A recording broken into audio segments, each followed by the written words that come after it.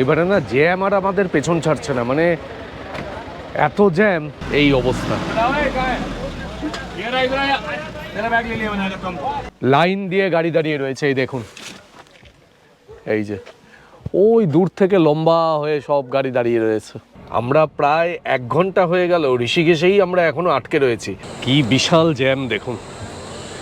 এইরকম যদি একটা দুটো জ্যাম পাওয়া যায় না, সমস্ত প্রোগ্রাম প্ল্যানিং সব কিছুর 12টা বেজে যাবে। সেই গৌরীকুণ্ড পর্যন্ত সম্ভবত হেঁটেই যেতে হবে। এই নামো, হেঁটেই যেতে হবে। আজকে 12ই মে 2024 রবিবার।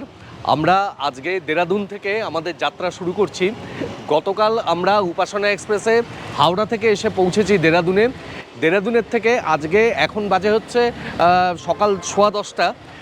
আমরা এখন যাত্রা শুরু করছি এবং এই গাড়িটিতে করে আমরা এই কদিন আমাদের যাত্রা করব।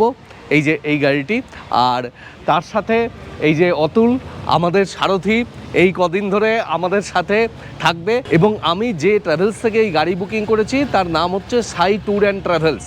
এই সাই ট্যুর অ্যান্ড ট্রাভেলসের সাথে এর আগের বছরও যখন আমি গঙ্গোত্রী এবং যমুনোত্রী গিয়েছিলাম তখন আমি এদের থেকেই গাড়ি নিয়েছিলাম। এই ট্রাভেলসের দেবেশজি, তার ফোন নাম্বার আমি ডেসক্রিপশন বক্সে এবং অন স্ক্রিন দিয়ে রাখছি, আপনারা প্রয়োজন হলে যোগাযোগ করতে পারেন। আমার কাছে বেশ নির্ভরযোগ্য মনে হয়। আমি গত বছরও খুব ভালোভাবে ঘুরেছি এবং অতুল আশা করি এই বছরও আমাদের ভীষণ ভালোভাবে ঘোরাবে। দেরাদুনে আগের দিন পৌঁছিয়ে আমরা স্টেশনের কাছেই একটি হোটেল নিয়েছিলাম। সমস্ত ধরনের সুবিধাযুক্ত এই হোটেলটি দেরাদুনে আমাদের বেশ পছন্দের একটি হোটেল। হোটেলের ঘরের আয়তন বেশ বড়, যথেষ্ট পরিষ্কার পরিচ্ছন্ন এবং আধুনিক সমস্ত ধরনের সুযোগ সুবিধাযুক্ত হোটেল। এই হচ্ছে হোটেলের রুম। রুমের সাইজ বেশ ভালো। এইদিকে ডাবল বেড, তার সাথে বালিশ, কুশন, ব্ল্যাঙ্কেট সব কিছু দেওয়া রয়েছে। এখানে একটা সেন্টার টেবিল, আর এদিকে দুটো চেয়ার রয়েছে। এখানে intercom, side table, switch board, plug point সব কিছুই রয়েছে। আর এইখানে জলের জায়গা দেওয়া রয়েছে, সাথে দুটো গ্লাস, এসির রিমোট রয়েছে।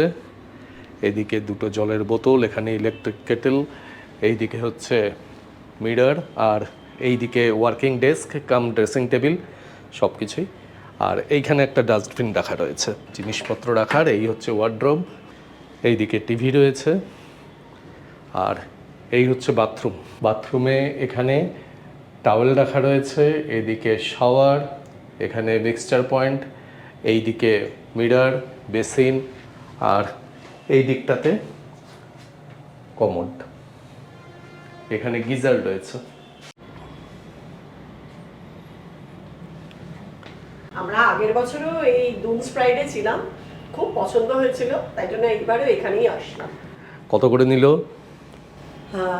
1800 টাকা নিল আমাদের কাছ থেকে এক রাতের জন্য।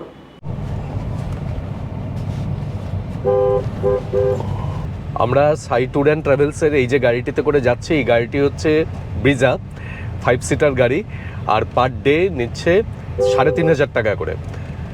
আমাদের কিন্তু একটু টাকা তুলে নিতে হবে, কারণ কেতারে গিয়ে টাকা পাওয়া খুব মুশকিল। সামনে কেটিএম দেখে রোকলে না, ঠিক আছে। আর দেরাদুনে এখন কিন্তু বেশ গরম, যথেষ্ট গরম। এই যে আমরা যাত্রা করছি এটা হরিদ্বার থেকেও শুরু করতে পারেন, বেশিরভাগ মানুষই তাই করেন। আমি একটি বিশেষ প্রয়োজনে দেরাদুনে এসেছিলাম, তাই আমি দেরাদুন থেকে যাত্রা করছি।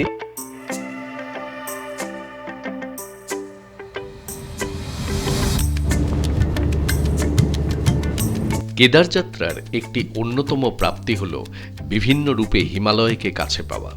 দেরাদুনের মূল শহরের বাইরে পৌঁছালেই সবুজ প্রকৃতি আলাদাভাবে আপনার দৃষ্টি আকর্ষণ করবে।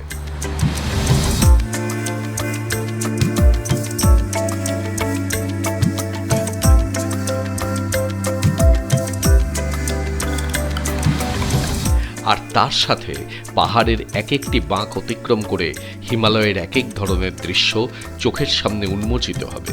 কখনো সেই পাহাড়ের রং সবুজ, আবার কখনো বা ধূসর, আর তার কোল ঘেঁষে আঁকাবাঁকা সরুপিল পথ।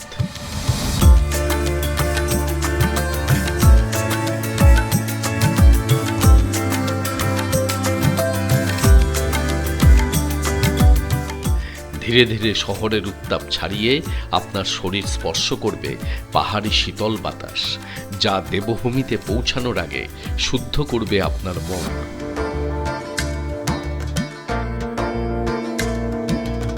যাত্রা শুরু করার আগে কয়েকটি বিষয় একটু বলে রাখি, সেটা হচ্ছে সবার আগে কিন্তু আপনাদের এই যাত্রা শুরু করার জন্য রেজিস্ট্রেশন করতে হবে। রেজিস্ট্রেশন আপনারা অফলাইন এবং অনলাইন দুভাবেই করতে পারেন। অফলাইনে রেজিস্ট্রেশন হরিদ্বার থেকে করা যায়, ঋষিকেশ থেকে, শ্রীনগর থেকে, বিভিন্ন জায়গা থেকেই করা যায়, কিন্তু সুবিধা হচ্ছে সবসময় অনলাইনে রেজিস্ট্রেশন করিয়ে নেওয়া। উত্তরাখণ্ড গভর্নমেন্টের নিজস্ব সাইট রয়েছে, সেইখানে গিয়ে রেজিস্ট্রেশন করা যায়, চারধাম যাত্রার জন্য যে সাইট সেখানে গিয়ে। কিন্তু সবথেকে সুবিধা হচ্ছে যে নতুন অ্যাপটি চালু হয়েছে, অর্থাৎ ট্যুরিস্ট কেয়ার নামে যে অ্যাপটি চালু হয়েছে, সেই অ্যাপের মাধ্যমে রেজিস্ট্রেশন করা। আমি এই সাইটের এবং অ্যাপের দুটোরই লিঙ্ক আমি ডেসক্রিপশন বক্সে দিয়ে রাখছি, আপনারা সেখানে গিয়ে তার মাধ্যমে রেজিস্ট্রেশন করতে পারেন। রেজিস্ট্রেশন করতে আপনাদের যে কোনো একটা আইডেন্টিটি প্রুফ লাগবে, তার সাথে ছবি লাগবে এবং আপনার নাম, অ্যাড্রেস, বয়স, এই সকল কতগুলো প্রাথমিক তথ্য লাগবে।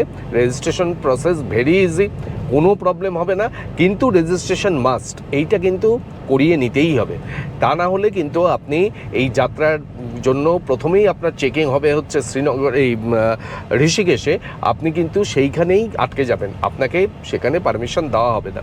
আর দ্বিতীয় একটি কথা, সেটা হচ্ছে যে আপনি যে গাড়িটি করে যাবেন, সেই গাড়িটি যদি কমার্শিয়াল গাড়ি হয়, তাহলে কিন্তু ঋষিকেশের আরটিও অফিস থেকে আপনাদের আলাদা করে পারমিশন করতে হবে। ওরা একটা গ্রিন কার্ড দেয়, সেই গ্রিন কার্ড নিয়ে আপনাকে যাত্রা করতে হবে। যদি প্রাইভেট গাড়ি হয়, তাহলে আপনাকে আলাদা করে এর জন্য এই কার্ডটি করতে হবে না ঋষিকেশ আরটিও অফিস থেকে। আমরা যে গাড়িটি করে যাচ্ছি, এই গাড়িটি প্রাইভেট গাড়ি, কাজেই এই গাড়ির জন্য আমাদের আলাদা করে ওখান থেকে কোনো ধরনের রেজিস্ট্রেশন বা কোনো পারমিশন নিতে হবে না। কিন্তু যদি আপনারা কমার্শিয়াল গাড়িতে আসেন, তাহলে কিন্তু অবশ্যই এই পারমিশনটা আপনাদের ঋষিকেশ থেকে নিতে হবে।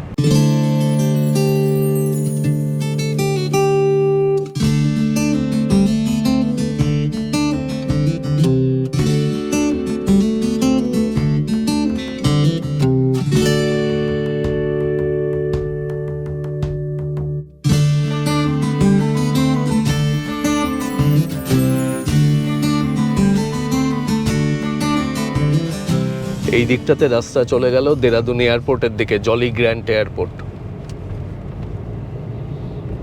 আপনি গাড়ি নিয়েও চারধাম যাত্রা করতে পারেন, আবার আপনি হরিদ্বার থেকে বা ঋষিকেশ বা দেরাদুন থেকে সোনপ্রয়াগ পর্যন্ত বাস সার্ভিস আছে, আপনি বাসে করেও যেতে পারেন, কোনো সমস্যা নেই। এবং এই বাসের টিকিট অনলাইনেও বুকিং করা যায়। আমরা আজকে সরাসরি সোনপ্রয়াগ পর্যন্ত যাব না, আমরা আজকে যাব হচ্ছে রুদ্রপ্রয়াগ পর্যন্ত। আমরা দেরাদুন থেকে রুদ্রপ্রয়াগ পর্যন্ত যাব, রুদ্রপ্রয়াগে আমরা নাইট স্টে করব। আগামীকাল আমরা রুদ্রপ্রয়াগ থেকে সোনপ্রয়াগ পর্যন্ত যাব। আমি চেয়েছিলাম যে একদিনেই সোনপ্রয়াগ পর্যন্ত পৌঁছে যেতে, কিন্তু বুবু একদিন রুদ্রপ্রয়াগে বললো স্টে করে যাওয়াই ভালো। না, এতটা জার্নি না একদিনে করাটা মোটেও ঠিক কাজ নয়।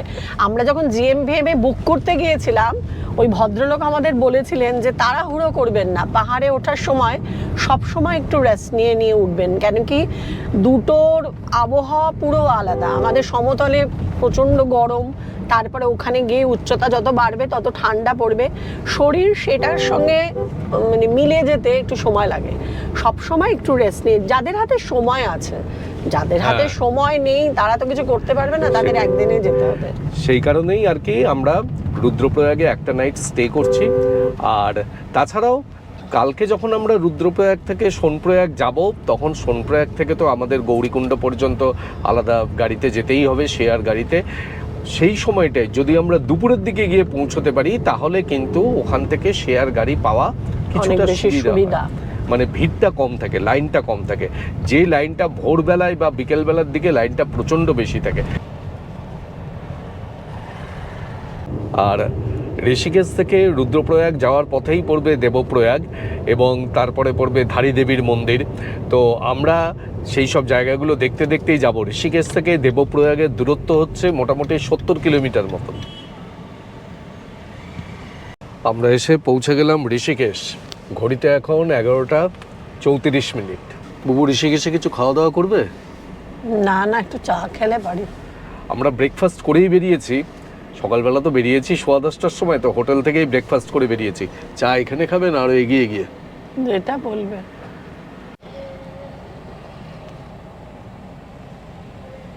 ঋষিকেশ থেকে দেবপ্রয়াগ 70 কিলোমিটার দূরত্ব, মোটামুটি 2 ঘন্টা, 2.25 ঘন্টা মতন সময় লাগার কথা, কিন্তু ঋষিকেশে এত জ্যাম। আমরা প্রায় 1 ঘন্টা হয়ে গেল ঋষিকেশেই আমরা এখনো আটকে রয়েছি, সামনে অসম্ভব জ্যাম। এখন বাজে 12:15।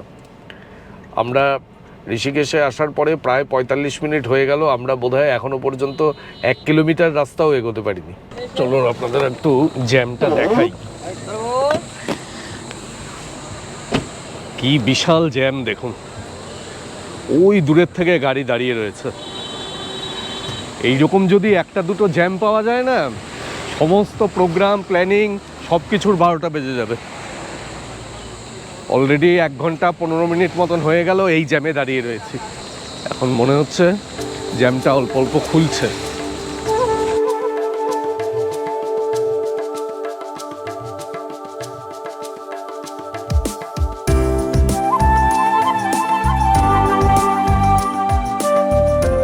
সাধারণ অবস্থায় প্রকৃতির এই রূপ দেখতে দেখতেই সোনপ্রয়াগ পর্যন্ত পৌঁছে যাওয়া যায়, কিন্তু আমরা যেহেতু চারধাম যাত্রা শুরু হওয়ার একেবারে প্রথম দিকে যাত্রা শুরু করেছিলাম, সেই কারণে সমস্ত পথ জুড়ে অস্বাভাবিক যানজটের সম্মুখীন হয়েছিলাম।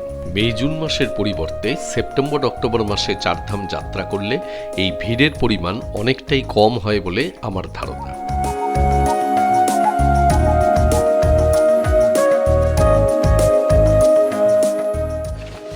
রাস্তায় জ্যামের জন্য আমাদের অসম্ভব দেরি হয়ে গেছে। 2.5 ঘন্টা জ্যামে দাঁড়িয়েছিলাম, এখন রাস্তায় এক জায়গাতে দাঁড়িয়েছি। এখানে একটু টুকটাক কিছু খাবো, দেখা যাক যে কি পাওয়া যায়।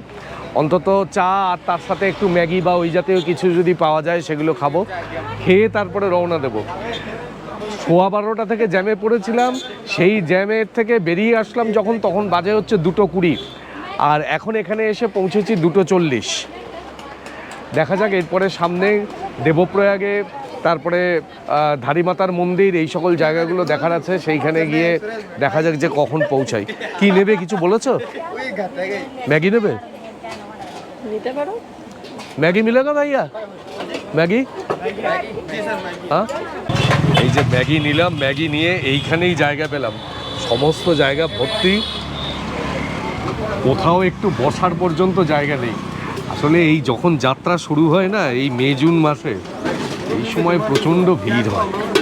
সব সময় এখন ভিড় থাকে, এখন কোনো সময় খালি পাওয়া যায় না।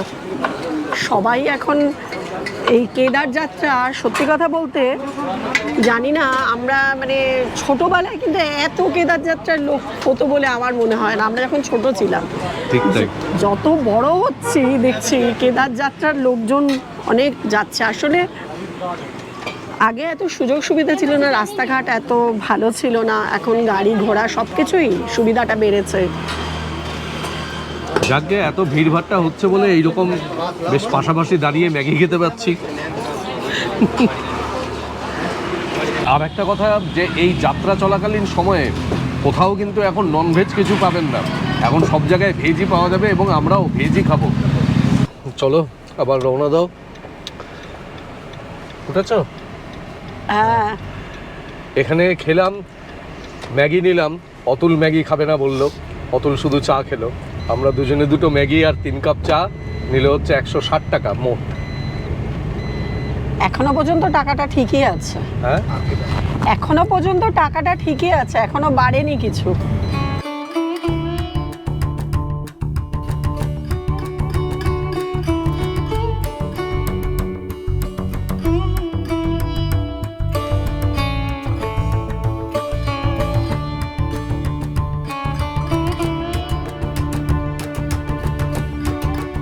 কেদারনাথ যাওয়ার রাস্তা কিন্তু এখন বেশ ভালো, মানে সোনপ্রয়াগ পর্যন্ত যে রাস্তা, সেই রাস্তার কথা বলছি। এখন বেশ ডবল লেন এবং রাস্তার কন্ডিশনও বেশ ভালো, গাড়ির স্পিড যথেষ্ট ভালো। আগের মতন সেই যে সরু রাস্তা যেটা ছিল, আমার সেরকমই ধারণা ছিল, কিন্তু সাম্প্রতিককালে দেখছি যথেষ্ট রাস্তার উন্নতি হয়েছে। এখন যা রাস্তার কন্ডিশন দেখছি, তাতে একদিনেই হরিদ্বার থেকে সোনপ্রয়াগ অনায়াসে চলে যাওয়া যাবে।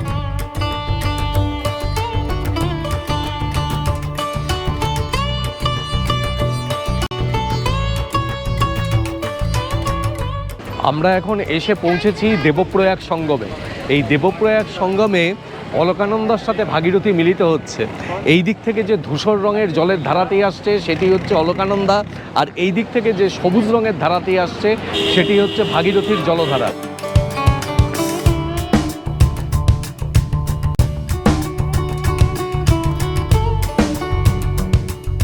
ভগীরথের তপস্যায় সন্তুষ্ট হয়ে স্বর্গের দেবী গঙ্গা তিনি মর্তে নামছেন। তার প্রবল স্রোতে সৃষ্টি ধ্বংস হয়ে যেতে পারে, সেই জন্য দেবাদিদেব মহাদেব তিনি তার জটায় গঙ্গাকে আবদ্ধ করেন এবং সেই জটা জাল থেকে গঙ্গা মোট 7টি ধারায় বেরিয়ে আসে। ধারা 7টি হলেও প্রধানত 5টি ধারাকে প্রধান ধারা হিসেবে গ্রহণ করা হয় এবং সেই 5টি ধারা এই পার্বত্য অঞ্চলের মোট 5টি জায়গায় পরস্পরের সাথে মিলিত হয়ে তৈরি করেছে পঞ্চপ্রয়াগ বা পঞ্চসঙ্গম। এই যে পঞ্চসঙ্গম, এর মধ্যে অলকানন্দা কিন্তু মোটামুটি কমন, সব সঙ্গমেই অলকানন্দাকে পাবেন। প্রথম সঙ্গম হচ্ছে বিষ্ণুপ্রয়াগ। এই বিষ্ণুপ্রয়াগে বিষ্ণুগঙ্গা ধৌলিগঙ্গার সাথে মিলিত হয়েছে এবং তাদের মিলিত প্রবাহ এসে মিশেছে অলকানন্দার সাথে। তার পরবর্তীকালে আসে হচ্ছে নন্দপ্রয়াগ, সেখানে নন্দাকিনী নদী অলকানন্দার সঙ্গে মিলিত হচ্ছে। তারপরের প্রয়াগ হচ্ছে কর্ণপ্রয়াগ, সেখানে পিণ্ডার গঙ্গা অলকানন্দার সঙ্গে মিলিত হয়েছে। এই কর্ণপ্রয়াগে কর্ণ তপস্যা করেছিলেন। তার পরবর্তী প্রয়াগ হচ্ছে রুদ্রপ্রয়াগ, সেখানে অলকানন্দার সঙ্গে মিলিত হচ্ছে মন্দাকিনী নদী। এই মন্দাকিনী নদীকে আমরা কেদার যাত্রার পথে দেখতে পাবো। আর তারপরে সর্বশেষ প্রয়াগ হচ্ছে এই দেবপ্রয়াগ, যেখানে অলকানন্দার সঙ্গে মিলিত হচ্ছে ভাগীরথী এবং তাদের মিলিত প্রবাহ গঙ্গা নাম নিয়ে সমভূমির দিকে প্রবাহিত হয়ে গেছে। এই পথে অর্থাৎ এই অঞ্চলে আসলে আপনি এই দেবভূমিতে আসলে এখানে এই পঞ্চপ্রয়াগের দর্শন পাবেন, পঞ্চকেদারের দর্শন পাবেন।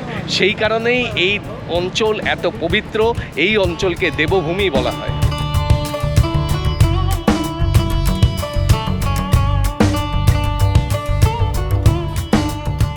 আর এই যে দেবপ্রয়াগ আমরা দেখলাম, এই দেবপ্রয়াগে এইখানে তপস্যা করেছিলেন বিষ্ণু শর্মা নামে এক মহাপণ্ডিত। এখন এই বিষ্ণু শর্মা তিনি পঞ্চতন্ত্রের রচয়িতা বিষ্ণু শর্মা কিনা সেটা কিন্তু আমি জানি না। এই দেবপ্রয়াগের পরে আসবে শ্রীনগর। আমরা এখন যাচ্ছি শ্রীনগরের উদ্দেশ্যে।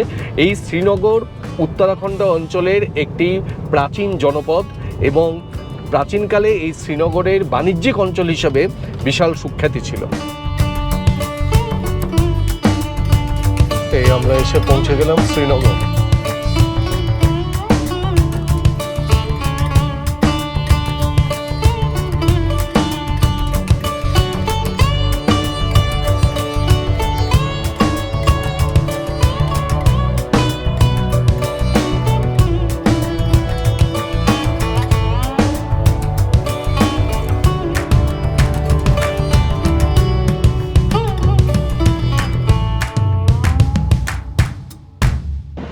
এখন একেবারে পরন্ত বিকেলে আমরা এসে পৌঁছালাম ধারীদেবীর মন্দিরের সামনে। এখন 5:30 বাজে, কিন্তু আকাশের অবস্থা বেশ খারাপ, আলোও কমে আসছে আর তার সাথে প্রচণ্ড হাওয়া দিচ্ছে। এইখানে এই ধারীদেবীর মন্দিরের রাস্তার পাশের থেকে সিঁড়ি দিয়ে নেমে একেবারে নিচে নদীর তীর পর্যন্ত যেতে হয়, সেইখানে তারপরে নদীর মধ্যে ধারীদেবীর মন্দির।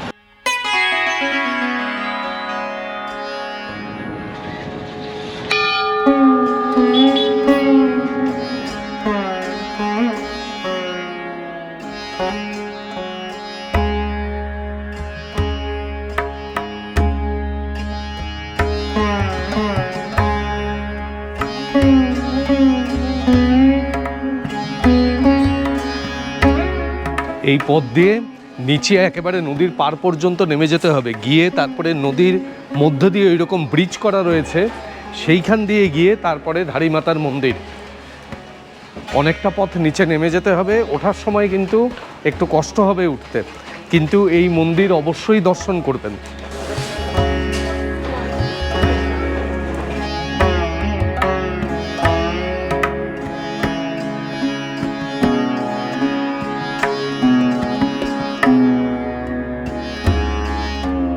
গাড়োয়াল হিমালয় অঞ্চলের মানুষেরা মনে করেন এই ধারীমাতা হলেন এই গাড়োয়াল হিমালয়ের রক্ষক, এই 4 ধামের তিনি হচ্ছেন রক্ষাকর্তা। এই স্থান থেকে যতবার ধারীমাতাকে সরানোর চেষ্টা করা হয়েছে, তার মূর্তিকে সরানোর চেষ্টা করা হয়েছে, ততবারই উত্তরাখণ্ডে নেমে এসছে প্রবল বিপর্যয়।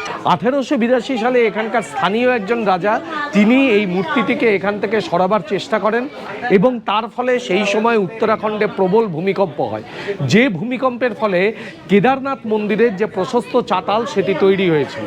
তারও পরবর্তীকালে 2013 সালের 16ই জুন যখন অলকানন্দা হাইডাল প্রজেক্ট তৈরি করা হচ্ছে, সেই সময় ধারীমাতার এই মূর্তিকে এখান থেকে সরানোর চেষ্টা করা হয় এবং সেদিন এই মূর্তি যখন সরানো হয় তার ঠিক 4 ঘন্টার মধ্যে 2013 সালের উত্তরাখণ্ডে কেদারনাথের সেই প্রবল প্রাকৃতিক বিপর্যয় নেমে আসে।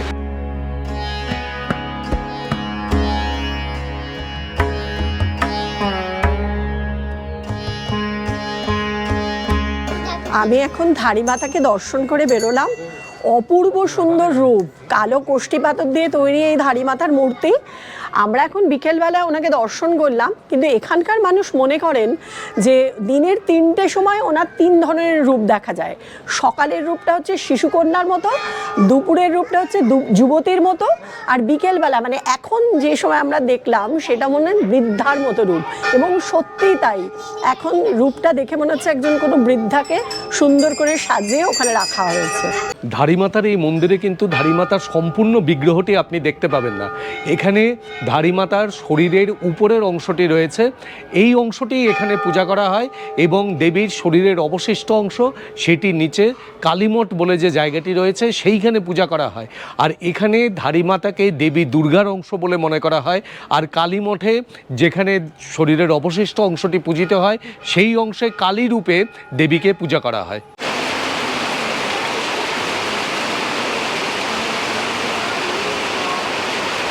আমরা ধারীদেবীর মন্দির দর্শন করতে এসে এখানে প্রচণ্ড বৃষ্টির মুখে পড়ে গেছি। অসম্ভব বৃষ্টি হচ্ছে, যার জন্য ভালো করে ছবিও তুলতে পারলাম না। এই মন্দিরের পাশে একটি ঝুলন্ত ব্রিজ রয়েছে, সেই ব্রিজটা পর্যন্ত আমরা যেতেও পারলাম না, যে এত বৃষ্টি শুরু হয়েছে। এই মন্দিরে রাস্তা থেকে আসার পথটুকু শেড দেওয়া রয়েছে, তার জন্য একটু সুবিধা, এবং সেই পথ দিয়ে এখন ফিরে যাচ্ছি।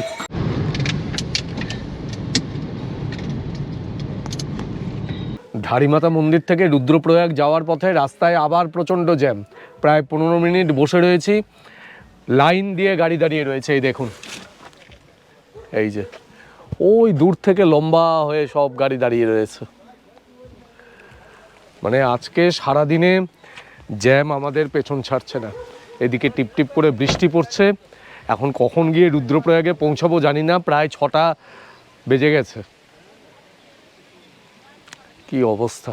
সকালবেলায় এক জ্যামের জন্য এতক্ষণ দেরি হলো, আবার এখন সন্ধ্যাবেলায় এই জ্যাম। দেখা যাক যে কখন গিয়ে পৌঁছাই, আদৌ পৌঁছাতে পারি কিনা, না রাস্তায় কি হয়েছে কে জানে, কোনো খবরও পাচ্ছি না।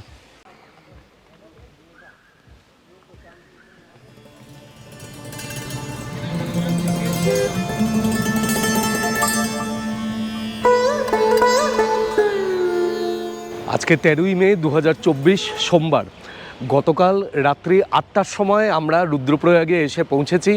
প্রচণ্ড জ্যাম ছিল রাস্তায়, সেটা আপনারা দেখেছেনই। রুদ্রপ্রয়াগে এসে আমরা আছি হচ্ছে জিএনভিএমের রুদ্র ট্যুরিস্ট কমপ্লেক্সে। এই যে রুদ্র ট্যুরিস্ট কমপ্লেক্সের এটি হচ্ছে বিল্ডিং, এবং এর ঘরগুলি বেশ ভালো, মোটামুটি ভালোই ঘর, এবং ঘরের ভেতরে আপনার আসবাবপত্র সবই রয়েছে। ডাবল বেড, তারপরে working desk, wardrobe, dressing table, বাথরুমও বেশ ভালো, অনেকটা বড় বাথরুম, বাথরুমে গিজারও রয়েছে। আর সবথেকে যেটা বড় ব্যাপার সেটা হচ্ছে যে এর প্রত্যেকটা ঘরের ব্যালকনি থেকে অসম্ভব সুন্দর আপনার রুদ্রপ্রয়াগ সঙ্গম দেখা যায়। আমরা এখানে আজকে সকালবেলা দারুণ সুন্দর এই সঙ্গমের দৃশ্য উপভোগ করলাম।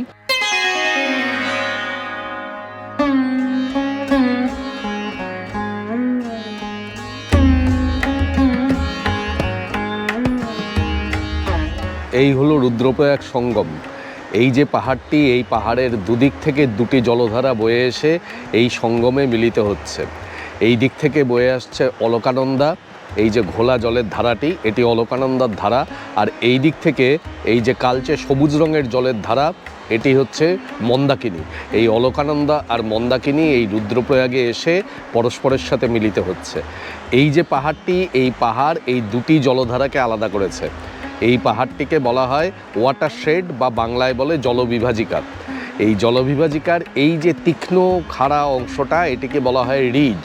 এই রিজ যেখানে এসে শেষ হচ্ছে তার ঠিক দুপাশে দুটি জলের ধারা, আর এইখানে এসে সেই জলের ধারা মিলিত হচ্ছে, এইটি হলো সঙ্গম।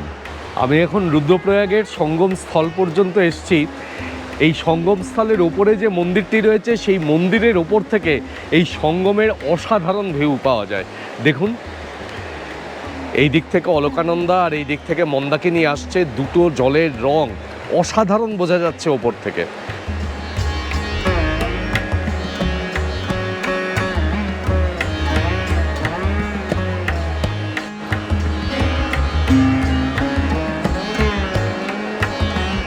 এই সঙ্গমের নিচে ওই সঙ্গম বিন্দু পর্যন্তও নেমে যাওয়া যায়। চলুন যাই। একেবারে সঙ্গম বিন্দু পর্যন্ত নেমে এসেছি। এই সঙ্গমের জল একটুখানি মাথায় ছিটিয়ে নিই। অসাধারণ দৃশ্য এখানে।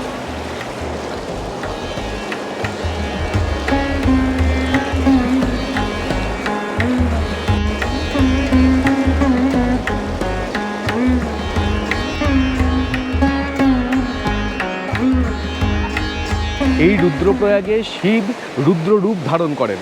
রুদ্র রূপের ফলে শিবের গায়ের রং সম্পূর্ণ কালো বর্ণে পরিণত হয়। আর শিবের সেই রুদ্র রূপকে শান্ত করার জন্য মহর্ষি নারদ এখানে সঙ্গীত সাধনা করতে শুরু করেন। এখানে একটি শিলার উপর বসে মহর্ষি নারদ তিনি রাগ এবং রাগিনীর মধ্যে রাগিনীর জন্ম দেন। এখানে সেই শিলাটি নারদ শিলা নামে পরিচিত। এতদিন পর্যন্ত শিলাটি ছিল, কিন্তু 2013 সালের উত্তরাখণ্ডের বিপর্যয়ে সেই শিলাটি ভেঙে যায়।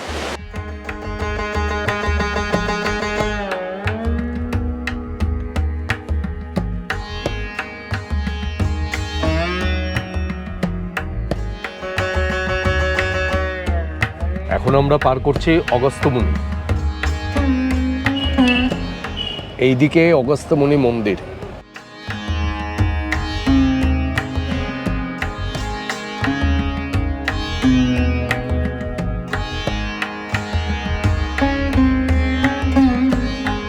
এখন আমরা এসে পৌঁছেছি গুপ্তকাশীতে। কুরুক্ষেত্রের যুদ্ধের পর পাণ্ডবেরা যখন শিবকে দর্শন করতে কাশীতে আসেন, তখন তাদের দেখা দিতে অনিচ্ছুক শিব তিনি এইখানে চলে আসেন এবং এইখানে এসে তিনি লুকিয়ে থাকেন। সেই কারণে এই জায়গার নাম হলো গুপ্তকাশী। এই গুপ্তকাশী থেকে হেলিকপ্টার সার্ভিস রয়েছে কেদারনাথের জন্য। গুপ্তকাশী থেকে রয়েছে, এছাড়া রয়েছে ফাটা থেকে, সিরসি থেকে। আর আজকের ওয়েদার দারুণ দারুণ সাধারণ ওয়েদার, এত রোদ মানে ভাবা যাচ্ছে না। কালকে যদি ওয়েদারটা এরকম থাকে তো খুব ভালো। মানে ঈশ্বরের কাছে প্রার্থনা করি যেন এরকমই থাকুক। আর সামনে যত বাঘ ঘুরছি, একদম বরফে ঢাকা পাহাড় দেখা যাচ্ছে।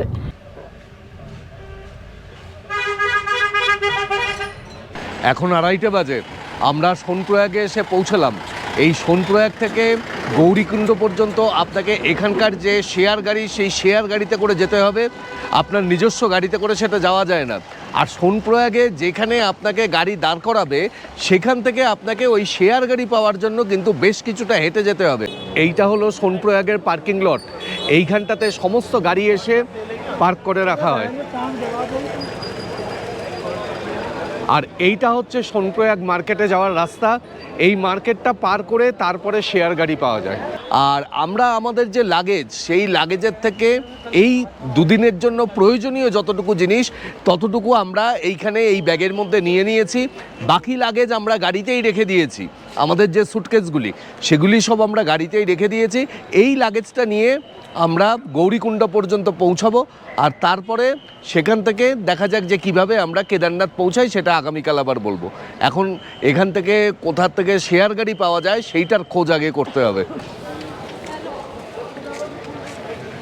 এইটা একটা সমস্যা, যেখানে আপনি এসে নামবেন সোনপ্রয়াগে, সেখান থেকেই শেয়ার গাড়ি পাওয়া যাবে না, বেশ কিছুটা হেঁটে যেতে হবে। যাদের লাগেজ বেশি বা বয়স্ক মানুষ, তাদের জন্য কিন্তু এটা একটা সমস্যা। আমি বুঝি না যে কী কারণ, যে যেখানে সোনপ্রয়াগে গাড়িগুলো আসছে সেইখানের থেকেই কেন শেয়ার গাড়িটা পাওয়া যায় না জানি না। আরও এগিয়ে যেতে হবে আপনাকে। এখন আমরা যাচ্ছি সোনপ্রয়াগের এই মার্কেটের মধ্য দিয়ে। এই যে সোনপ্রয়াগ মার্কেটের মধ্যে এইখানে এই জায়গাটিতে আপনার রেজিস্ট্রেশন আগে চেক করাতে হবে। এই রেজিস্ট্রেশন চেক করিয়ে তারপরে আপনি আগে যাওয়ার অনুমতি পাবেন। যাত্রা রেজিস্ট্রেশন চেক হয়ে গেল, এবারে গাড়ির জন্য এগিয়ে যাই।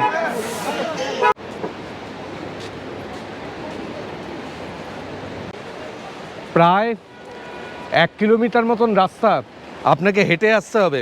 হেঁটে এসে এই যে দেখছেন ব্রিজটা, এই ব্রিজটা পার করে ওপারে গিয়ে তারপরে সেখান থেকে শেয়ার গাড়িগুলো পাওয়া যাবে। এই গৌরীকুণ্ড থেকে গাড়ি নেয় 50 টাকা করে, কিন্তু কোনো লাইন নেই, কিছু নেই, মানে এক একটা করে গাড়ি আসছে আর লোকজন সব হামলে পড়ছে। আসলে অনেকবার চেষ্টা করেছি, না এই বহুক্ষণ ধরে গাড়ি আসছিল না, কিছু সমস্যা চলছিল। অনিন্দ তো পুরো হাল ছেড়ে দিয়েছিল, বললে আজকে আর যেতে পারবো না। তারপরে এই বুবু দৌড়াদৌড়ি করে এই গাড়ির এই ফ্রন্ট সিটে দুটো ব্যবস্থা করেছে। আমি সত্যিই হাল ছেড়ে দিয়েছি। আরে এত ভারী ব্যাগ ট্যাগ কাঁধে নিয়ে দৌড়াদৌড়ি করা যায়? খুব মুশকিল।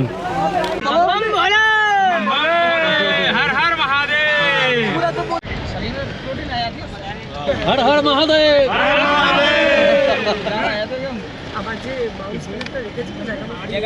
2:45-র সময় রওনা দিয়েছি সোনপ্রয়াগ থেকে। সোনপ্রয়াগ থেকে এখানে মোটামুটি সময় লাগার কথা 8 ঘন্টা গৌরীকুণ্ড পর্যন্ত। রাস্তায় এত জ্যাম, আমরা জ্যামে আটকে রয়েছি। এখন বাজে 4:20, এক ফোঁটা গাড়ি নড়ছে না। কি অবস্থা হয়েছে ভগবান জানে, যে সামনে কি হয়েছে। একেবারে সমস্ত গাড়ি লাইন ধরে দাঁড়িয়ে আছে। এখন এইখান থেকে এই লাগেজ নিয়ে প্রায় 1 কিলোমিটার দূরে এখনও গৌরীকুণ্ড। সেই গৌরীকুণ্ড পর্যন্ত সম্ভবত হেঁটেই যেতে হবে। এই নামো, হেঁটেই যেতে হবে, এছাড়া উপায় নেই। এই সামনে একেবারে জ্যাম হয়ে রয়েছে। এই অবস্থা।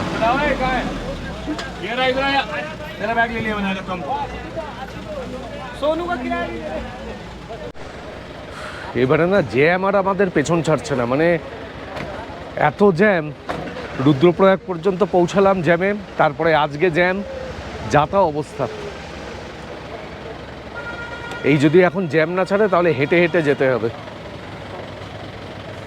কি কি অবস্থা বলো? দেখছি তো অবস্থা খুবই করুণ, দেখা যাক। বুবুর কথাবার্তা বন্ধ হয়ে গেছে সব। চলো হেঁটে চলো, একটু প্র্যাকটিসও হয়ে যাবে। অবশেষে এতক্ষণ পরে জ্যাম খুলেছে। আমাদের গাড়িতে যারা বসেছিলেন তারা অধৈর্য হয়ে নেমে চলে গেছেন। আমরা দুজনেই বসে আছি। এখন জ্যাম খুলেছে, আস্তে আস্তে যাচ্ছি। এখন প্রায় 4:45 বাজে। এখন বিকেল 5টা। আমরা এসে পৌঁছলাম গৌরীকুণ্ড জিএনভিএনে। এই গৌরীকুণ্ডে জিএনভিএনে আমাদের আজকের রাত্রির জন্য বুকিং রয়েছে। আর আজকে আমাদের গাড়িটা যেখানে দাঁড় করিয়েছে, আজকের জন্য প্রচুর হাঁটতে হয়েছে, কিন্তু জেনারেলি যেখানে দাঁড় করায় সেখান থেকে জিএনভিএমটা প্রায় 700 মিটার দূরত্ব, আর অনেক সিঁড়ি ভেঙে ওপরে উঠতে হয়। তাই বয়স্ক মানুষ যারা জিএনভিএমে বুক করবেন তাদের কাছে অনুরোধ যে একটু খোঁজখবর নিয়ে বুক করবেন। ওপরের ঘর পেলে কিন্তু ওপরে ওঠা ভীষণ কষ্ট, মানে ঘরগুলো খুবই ভালো, হ্যাঁ, কিন্তু প্রায় 30 থেকে 40টা সিঁড়ি ভেঙে উপরে উঠতে এবং হয়। ভীষণ খাড়া সিঁড়ি। এই সিঁড়ি দিয়ে আপনাদের উঠে আসতে হবে। উঠে এসে এইখানে হচ্ছে জিএনভিএম এর সব কটেজগুলি।